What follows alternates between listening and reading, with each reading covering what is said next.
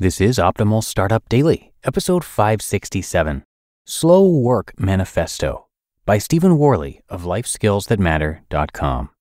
And I'm Dan, I am your host, and I'm here reading to you every single day to help you optimize your business life.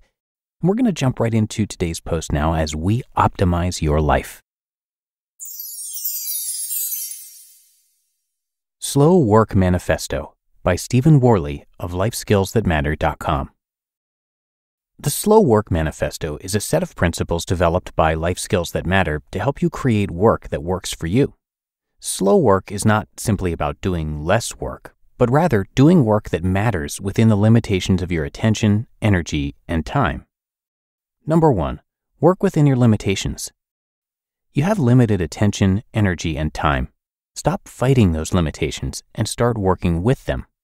Your sharpest mental capacity is limited to an average of 4 hours per day for doing your best work. Attempting to work more than that on a regular basis is unsustainable. Working within your nature will build a habit of creating quality work over the long term. If you deny your natural limitations, you're living out of alignment with yourself and you will eventually burn out. Number 2, do work that matters. Everything is not a priority. Not all tasks should be treated equally. Put your effort into tasks that have the most impact on your security, happiness, and satisfaction. Turn your to-do list into a list of priorities. Do what matters most to you first. Number 3, focus on the long term. Discover your pace for living life. Don't worry about keeping up with others. Focus on keeping up with yourself. Live with intention by building habits in alignment with your values, needs, and abilities. Stop chasing after the ideals and standards of others. Define your own instead. Number 4, enough is good enough. Before you start working on any given tasks, first define what done means. Your best ever version is the upper limit of your potential, but don't treat it as your standard. Do your best at any given moment with the resources you have available to you. Your sources of attention, energy, and time are constantly fluctuating. Some days you have more to work with than others. Some days it's less. Work with what you've got now and be good with it. Number 5, recognize your options. You have more options than you realize in any given circumstance. We resist exploring other options because it challenges us in ways that make us feel uncomfortable. Making tough choices means getting really honest with yourself. When you deny the existence of alternatives, you give your power and energy away to someone else. Not making a choice is a choice in and of itself. It's not the one you really want, so why choose it? Number 6, stop asking for permission. When you do the work you feel you're supposed to do instead of the work you want to do, you're asking for permission to feel safe and secure. Humans are hardwired to desire acceptance by other humans. The only right way to do anything is the way that feels right to you. Stop trusting the voices of others more than your inner voice. Number 7, what makes you weird makes you valuable. Conforming undermines the unique value of your talents, experiences, and qualities. No one like you has ever walked the earth before, and no one like you will ever again. Don't define yourself by comparing yourself to others. Your most valuable opportunity is to just be yourself. It also takes a lot less energy than trying to be someone you're not. Number 8, take time to restore. You're not a robot, you're a human. You need time to replenish your energy. Your brain needs breaks to absorb, process, and store all the information you're constantly consuming. Tending to your mental hygiene is the most productive action you can take to feel more accomplished. Number 9, challenge your assumptions.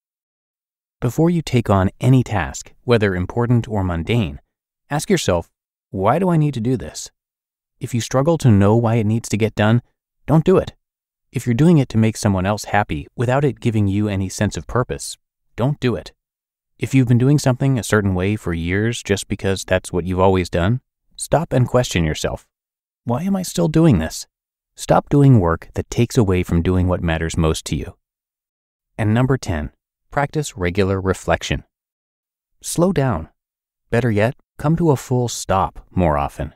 Reflect regularly by checking in to see how you feel about anything you're doing. What's working for you? What's not? You are your most important client. You are also your most important employee. Treat yourself as you would them. Question everything. Is working more worth it? What if I worked less? Is working faster better, or would I be better off slowing down? Do I need more, or do I already have enough? Know yourself for yourself, so you can work at a pace that makes sense for you and no one else. Working more slowly doesn't mean you're not a good worker. It means you're honoring your individual uniqueness, your contributions, your limitations, and the humanity of others to become a better worker. Start working more slowly by creating work that works for you. You just listened to the post titled Slow Work Manifesto by Stephen Warley of LifeSkillsThatMatter.com. And thanks to Stephen for giving us permission to narrate from his blog. You can come visit his site, which I have linked in this episode's description and at oldpodcast.com. He started Life Skills That Matter back in 2016 to show you how work is changing as you know it and how you can change work to your advantage. Stephen has been working for himself since getting laid off on Election Day in 2000, and he's obsessed with researching and experimenting with alternative ways of working. He now makes enough money to live the life that he wants to live without losing his mind from overworking. He also has a podcast where he's interviewed over 500 people who have made the transformation to self-employment.